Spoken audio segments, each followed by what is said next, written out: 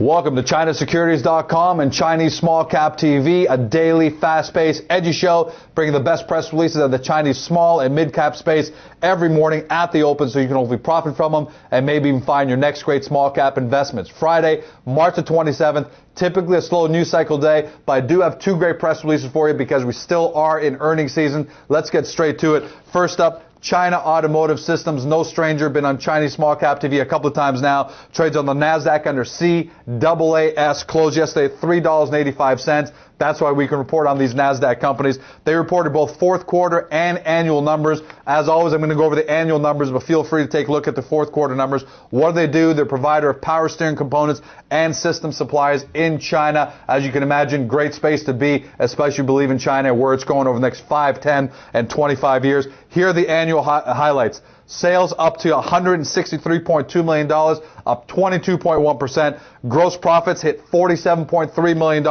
That's up 4.3%. Pro forma net income, $14.2 million.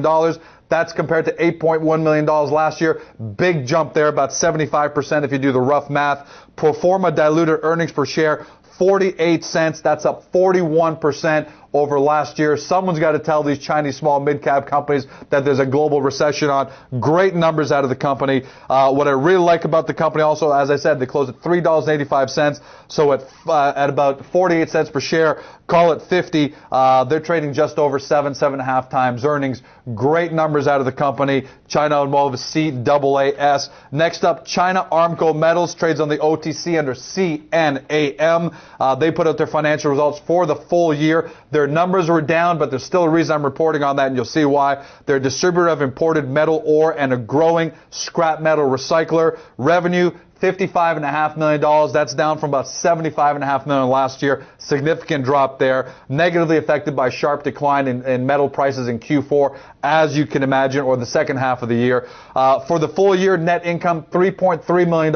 That's also significantly off $5.4 million that they did last year. But here's the number I like. Earnings per share, 44 cents per share. That's based on just 7.5 million shares outstanding. Tight share structure, nice earnings per share number, especially when you relate that to their close yesterday, $2.25. You talk about a company that's trading about 6 times earnings.